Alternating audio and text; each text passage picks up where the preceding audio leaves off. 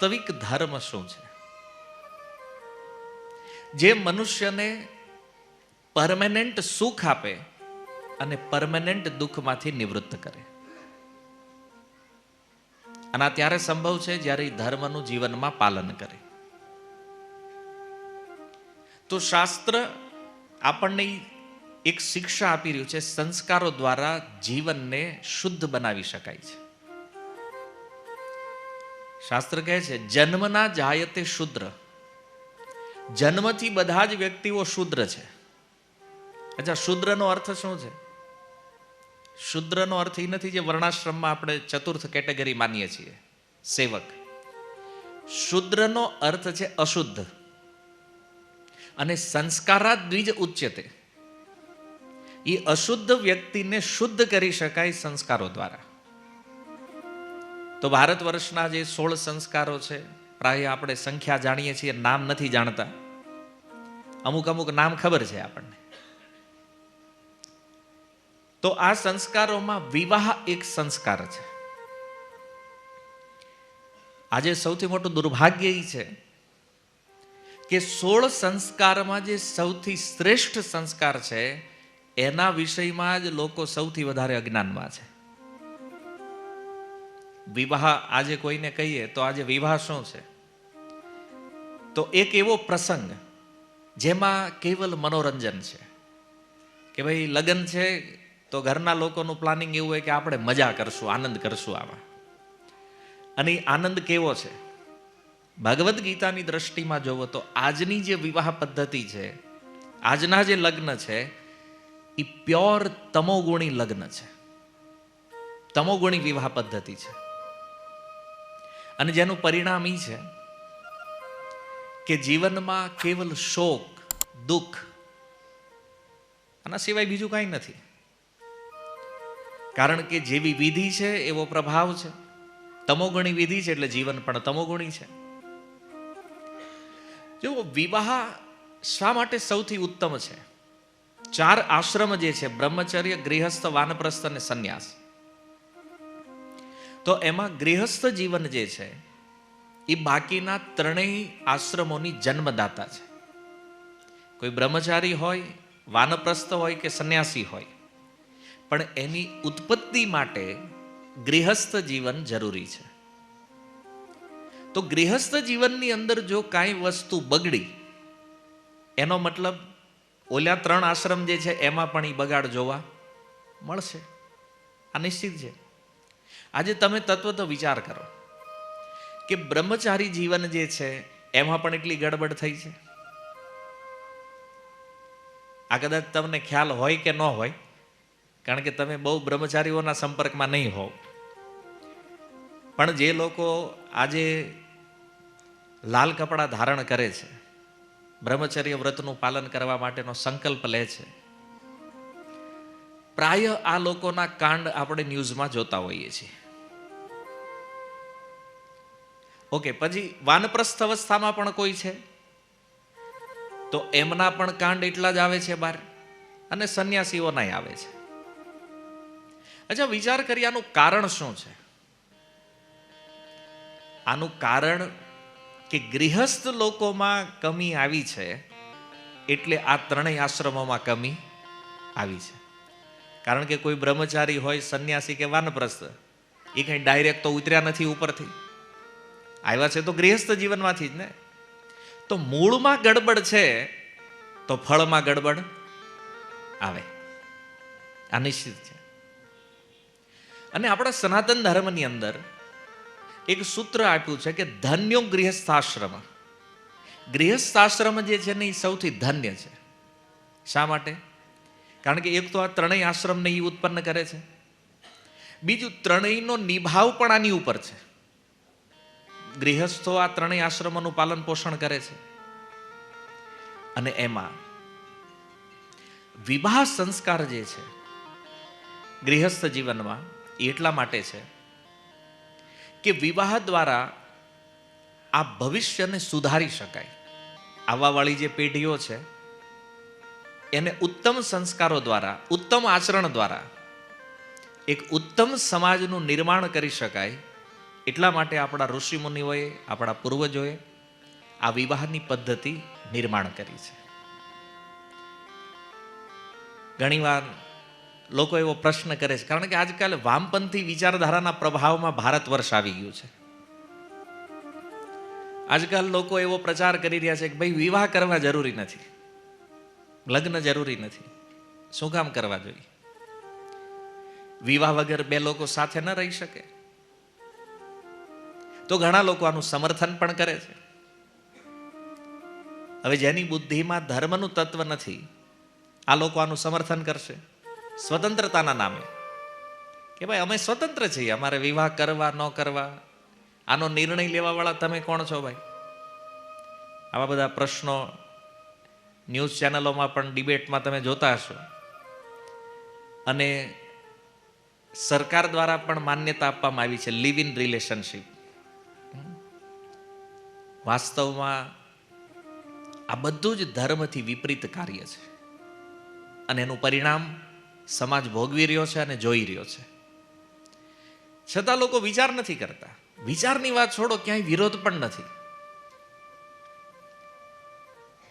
ભારત વર્ષ જેવા દેશમાં જ્યાં વિવાહ સંસ્કારની પદ્ધતિ છે, ત્યાં લિવ ઇન કાયદાકીય રીતે માન્ય છે. તો તમને શું લાગે છે, આ ઠીક છે કે બરાબર નથી? વિવાહ કરીને સાથે રહેવું જોઈએ કે વિવાહ વગર સાથે રહેવું જોઈએ?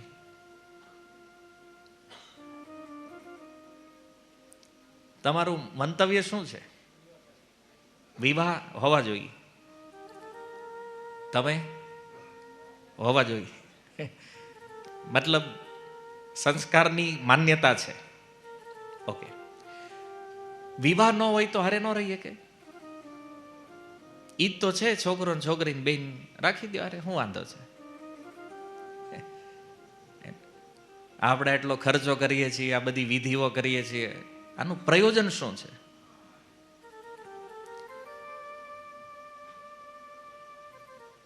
એક વિચાર કરો. ભગવદ્ ગીતાથી આપણે જોઈએ કે વિવાહ સંસ્કાર નહીં હોય તો વર્ણશંકર સંતાનો જન્મ લેશે. અને એ વર્ણશંકર સંતાનોનું કાર્ય શું છે? ધર્મનો નાશ કરવો, લુપ્ત પિંડોદક ક્રિયા, કુળ પરંપરાઓ જે છે, કુળ ધર્મ જે છે, એનો વિનાશ કરશે આ વર્ણશંકર. અને આ વર્ણશંકરતા એટલી હદે આગળ વધે ત્યારે સમાજની અંદર જે ઉત્પાતો થઈ રહ્યા છે, આ વર્ણશંકર લોકો આ બધો ઉત્પાત કરે. આજે તમે જોવો છો, ક્યારેય પણ કોઈની હત્યાઓ કરી નાખવી, લૂંટફાટ કરવી. વિચાર કરો, હત્યાઓ થઈ રહી છે, લૂંટફાટ થઈ રહી છે, ન્યાય પણ છે, સરકાર પણ છે, કાયદો પણ છે, છતાં કોઈ કાંઈ કરતું નથી. એક લાઈવ ઉદાહરણ અત્યારે જુઓ, બાંગ્લાદેશ. કેવલ ધર્મની વાત લઈને, ધર્મના નામ ઉપર એક વ્યક્તિને જીવિત સળગાવી દેવો, નૃશંસ હત્યા જેને કહી શકાય. એક મનુષ્ય બીજા મનુષ્યની આવી ક્રૂરતાપૂર્ણ હત્યાઓ જે કરી રહ્યા છે, આની પાછળનું કારણ શું છે? કોઈ વ્યક્તિ કહે છે વિચારધારા. વિચારધારા ક્યાંથી આવી છે? વસ્તુઓ પ્રગટ ક્યાંથી થઈ છે? આનું મૂળ છે એની ઉત્પત્તિ અધર્મથી થઈ છે ને, તો એની ક્રિયાઓ પણ અધર્મ રૂપ જ દેખાશે. કારણ કે જ્યાંથી જે આવ્યું છે, બીજમાં જે છે એ જ ફળમાં આવવાનું છે. અચ્છા, આજે કોઈ વ્યક્તિ આપણામાંથી કોઈને એમ કે ભાઈ કોઈની હત્યા કરી નાખો, કરશે કોઈ? નહીં કરે. કેમ? કારણ કે આપણું બીજ અલગ છે, આપણું મૂળ અલગ છે. આપણે જે શિક્ષાઓ લીધી છે એ ધર્મની અંદર સિદ્ધાંતો અલગ છે. એ ધર્મ છે આપણી અંદર આજે, કે આવા કાર્યોની અંદર આપણે આજે પણ ઇન્વોલ્વ થવા માંગતા નથી. આવું પહેલી વાર નથી બન્યું. અનેક વાર સનાતન ધર્મના નામ ઉપર લોકોની હત્યાઓ થઈ છે, મારવામાં આવે છે. છતાં આપણે એક દિવસ સાંભળીએ છીએ, હૃદયમાં થોડું દુઃખ વ્યક્ત થાય છે અને વળી પાછા ભૂલી જઈએ છીએ. સમસ્યા શું છે? સમસ્યા એ છે કે ધીરે ધીરે આપણું પણ બીજ પરિવર્તન થઈ રહ્યું છે. કારણ કે વર્ણશંકર સંતાનો છે યાદ કરશે, અને આ દેખાઈ રહ્યું છે સામે. એટલા માટે ધર્મની સમજ પણ જરૂરી છે અને ધર્મનું જીવનમાં પાલન પણ જરૂરી છે. આ બીજને સુધારવા માટે આપણે ત્યાં આ સંસ્કારોની વિધિ છે કે માની લો કોઈ અશુદ્ધિ આવી પણ છે તો આ અશુદ્ધિઓને શુદ્ધ કરવા માટે આપણી પાસે આ વ્યવસ્થા છે, આ ધર્મ છે. અને ધીરે ધીરે લોકો ધર્મથી અધર્મ બાજુ વધારે પ્રગતિ કરી રહ્યા છે અને એનું પરિણામ સમાજની અંદર દેખાઈ રહ્યું છે આવી ઘટનાઓ દ્વારા. છતાં સમજવાની વાત તો છોડો, પણ આમાં પરિવર્તન કરવા માટે પણ કોઈ તૈયાર નથી. આ લોકો વિચારે કે ભાઈ આપણે શું છે, આપણે હારે થોડું થયું છે, આપણે કાંઈ વાંધો નથી, છોડો. પહેલા એ સમય હતો કે જ્યારે એકબીજાના દુઃખમાં લોકો ભાગ લેતા, કોઈને અન્યાય થતો હોય તો ન્યાય માટે લોકો લડતા. પણ આજે આ વિચાર એટલો બધો સંકીર્ણ છે કે મારા પરિવાર ઉપર આવે ત્યારે જોયું જશે. કોકની હાટો આજ અમારે શું કામ માથાકોટમાં ઉતરવું જોઈએ? નથી ઉતરવાનું. પણ એ અપેક્ષા એવી રાખે છે કે અમારી હારે જો અન્યાય થાય તો બધાએ સાથ આપવો જોઈએ. આજના લોકોની વિચારધારા જોવો તમે, બીજાની હારે અન્યાય થાય તો અમારે કાંઈ લેવા દેવા નથી, પણ અમારી સાથે જો અન્યાય થાય તો તમારે બધાએ અમને સાથ આપવો જોઈએ. આ વિચારધારા છે આપણે. અને એટલા માટે આપણી આ સ્થિતિ પણ છે. તો મૂળ વાત એ છે કે અધર્મ જે છે એનાથી આ વર્ણ સંકરતા પ્રગટ થવાની છે. તો વિવાહ જે છે એ ધર્મ છે. કોઈ વ્યક્તિ એકબીજા સાથે જોડાય છે તો એનું માધ્યમ શું છે? ધર્મ છે. અને આપણે ત્યાં વિવાહનો ઉદ્દેશ્ય શું છે?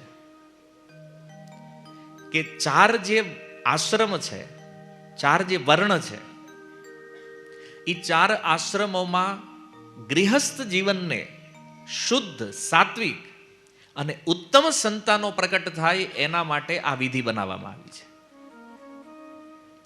લિવ ઇન જેવી પદ્ધતિઓ જે છે ને એ કોન્ટ્રાક્ટ છે. આ વિવાહ પદ્ધતિ કેવલ સનાતન ધર્મમાં છે. બાકી બીજા બધા જે મજહબ છે એમાં જોવો તો ત્યાં કોન્ટ્રાક્ટ સાઇન થાય છે કે ભાઈ હારે રહેવાનું છે, નહીં ઈચ્છા થાય તો ન પણ રહીએ, કોઈ જરૂરી નથી કે સાથે જ રહીએ. આપણે ત્યાં કોન્ટ્રાક્ટ નથી, આપણે ત્યાં સંબંધ છે. અને ધીમે ધીમે આ પદ્ધતિઓ આપણે ત્યાં આવી રહી છે ડિવોર્સના રૂપમાં. આપણે ત્યાં આવું હતું નહીં પહેલા. વિવાહ વિચ્છેદ આવી કોઈ સ્થિતિ અહીંયા હતી જ નહીં. પણ હવે આપણે ત્યાં આ એક સામાન્ય વસ્તુ બનતી જઈ રહી છે કે ભાઈ કોઈને પૂછો ભાઈ આના છૂટાછેડા, તેમાં શું વાંધો હોય, કે હવે બધું નોર્મલ છે. આ અધર્મ ધીરે ધીરે પ્રવેશ કરી રહ્યો છે. અને આનું એક કારણ એ છે કે વિવાહના વિષયમાં પરિવારજનોથી કોઈ માહિતી એ બાળકોને પ્રાપ્ત થતી નથી. વિવાહ શા માટે કરવા જોઈએ? વિવાહનો ઉદ્દેશ્ય શું છે? આવું કોઈ શીખવાડતું નથી. બસ કન્યા દેખાડો, દીકરો દેખાડો અને વિવાહ કરાવી દો, વાર્તા પૂરી થઈ. અચ્છા, કોઈ દીકરાને એ કીધું કે જયારે જોવા જાવ તો જોવાનું શું છે? સાચું કહેજો, કોઈ કયો છો તમે તમારા દીકરાઓને દીકરીઓને કે હાલો ભાઈ જોવા જ આવી જ, આપણે શું જોવાનું છે એમાં? જો આમાં ફોટો જોઈ લે તોય ન હાલે, હે ને? નથી. ભલે આજે આપણે ડિમાન્ડ તો રાખીએ છીએ કે ગુણ હોવા જોઈએ, સંસ્કાર હોવા જોઈએ, પણ આપણે પસંદ તો ખાલી રૂપને કરીએ છીએ. વાતો થોડી કડવી લાગશે આજે જે સાંભળવાની છે, પણ સમાજનું સત્ય આ છે. રૂપ છે તો બધું ઠીક છે, અવગુણ પણ માફ છે, કોઈ ટેન્શન નથી. સંસ્કારો ખાલી નામ પૂરતા છે. હવે જોવાનું શું છે ભાઈ, રૂપમાં ગમી છે તો ઓકે કરો, રૂપમાં દીકરો ગમે છે તો ઓકે કરો. ગુણથી કોઈ મતલબ નથી, તો આનાથી અપેક્ષા શું રાખીએ કે આપણે? આજકાલ એક બીજો વિવાદ છે, આંતરજાતીય વિવાહ. ઘણીવાર આના વિષયમાં હું કહું તો લોકો મને જાતિવાદી કહે છે કે તમે અસ્પૃશ્યતાવાદી છો. કારણ કે હું આનો વિરોધ કરું છું ખુલ્લો કે ભાઈ પોતાની જાતિઓમાં વ્યક્તિએ વિવાહ કરવા જોઈએ. તો લોકોને આ પસંદ નથી અને નોય હોય, કારણ કે ધર્મને જે સમજતા નથી એના માટે આ બધી વાતો બહુ કડવી છે ને એને ગમતી ન હોય. જેને વ્યભિચારમાં જીવન જીવવું છે એને આ બધું સારું લાગવાનું નથી. પણ વાત તો એ છે કે આ પદ્ધતિઓ એટલા માટે બની છે કે આના દ્વારા આપણે એક સંબંધ એવો નિર્માણ કરીએ જે સંબંધ ન કેવલ એક જીવન પૂરતો પણ અનંત જન્મો સુધીના સાથનું વચન આપે છે. અચ્છા, કોઈ વ્યક્તિના મનમાં પ્રશ્ન થાય કે ભાઈ એટલા આવતા જન્મે આના મળશે કે નહીં એનું કેમ ખબર પડે આપણને?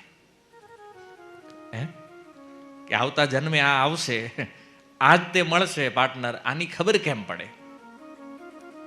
તો જો આપણે ત્યાં જે સંબંધ છે એ વિચારો કે ભાઈ 7 જન્મોનું બંધન કે છે. ભાઈ 7 જન્મોનું બંધન એટલા માટે કે મનમાં એક કોન્સેપ્ટ તૈયાર થયો કે 7 જન્મ તો હારે રહેવાનું છે, એનો મતલબ આ જન્મમાં છૂટા થવાનું નથી. વાત સમજ્યા? મેન્ટલી પ્રિપેરેશન છે આ કે 7 જન્મ તો આપણે રહેવાનું છે હારે, તો પછી એક જન્મમાં કેવી રીતે છૂટા થશું ભાઈ? અને એટલા માટે આપણે ત્યાં વિવાહ વિચ્છેદની કોઈ વ્યવસ્થા નથી, ડિવોર્સની કોઈ સિસ્ટમ નથી. પણ હવે આ જાણકારી જ નથી આપણને. એટલા માટે પરિવારજનોનું કર્તવ્ય એ બને છે કે આ સંસ્કારોના વિષયમાં બાળકોને જાગૃત કરવા જોઈએ. વિવાહ ધર્મને કેન્દ્રમાં રાખી અને એક યુવક અને યુવતીનો સંબંધ જોડે છે આત્માના સ્તરથી, ન કેવલ શરીરથી. વિવાહ કેવલ શરીરનો સંબંધ નથી. વિવાહના સમયે એની જે ચિત્તવૃત્તિ છે, એની જે ભાવનાઓ છે, વૈદિક મંત્ર દ્વારા એના ચિત્તને બદલવામાં આવે છે, એના ચિત્તને એકબીજામાં જોડવામાં આવે છે. આ વિવાહની પદ્ધતિ છે આપણી. અને આજકાલ જુઓ કે જે પ્રકારનું તમોગુણી વાતાવરણ આપણે નિર્માણ કરીએ છીએ, એક બાજુ યજ્ઞ ચાલતો હોય, એમાં પવિત્ર વૈદિક મંત્રોનું ઉચ્ચારણ થતું હોય, આહુતિઓ આપવામાં આવતી હોય, એ શેના માટે છે? આ કન્યા અને વરના મનોભાવને સ્થિર કરે છે, એકબીજામાં સ્થાપિત કરે છે અને એ સંબંધ આત્માથી જોડે છે એના માટે. અને એક બાજુ ફિલ્મી ગીતો વાગતા હોય. હવે તમે વિચાર કરો, આ બેયનો કોઈ મેળ છે? આ બાજુ સત્વગુણ છે, આ બાજુ પ્યોર તમોગુણ છે, અને ત્યારે તમોગુણ હાવી રહે છે. ભોજન તો પ્યોર તમોગુણી છે જ, વાતાવરણ પણ તમોગુણ છે, ખાલી મંડપના 4 થાંભલા વચ્ચે થોડો સત્વગુણ છે, એમાંય ધ્યાન હોય તો, નહીતર એનો કોઈ મતલબ રહેતો નથી. આજકાલ તો કહી દે ને બ્રાહ્મણોને, ભાઈ જલ્દી પતાવજો તમે. તો આ બાજુ વિવાહ પતાવે, આ બાજુ એનું ગૃહસ્થ જીવન પતી જાય. આ વૈદિક મંત્રો કોઈ ફોર્માલિટી નથી. કારણ કે શાસ્ત્ર કહે છે કે વર જે છે ને એ વિવાહમાં નારાયણનું સ્વરૂપ છે અને વધુ જે છે એ લક્ષ્મી સ્વરૂપા છે. અને એટલા માટે જે કન્યાદાન કરે ને ત્યારે એ જમાઈ જે છે એનો અંગૂઠો ધોવે સસરા. શું કામ? કારણ કે એ વિષ્ણુ સ્વરૂપ માનવામાં આવે છે, ત્યારે લક્ષ્મીનારાયણ સ્વરૂપ છે. એનો ભાવ એ છે કે આ સાક્ષાત લક્ષ્મીનારાયણના રૂપમાં વિદ્યમાન છે. હવે આ તો કોઈ પ્રકારનું જ્ઞાન જ નથી, તો આવો ભાવ કેવી રીતે જાગે? અને ભાવ નથી તો આ બધી વિધિઓની કોઈ મહત્તા રહેતી નથી.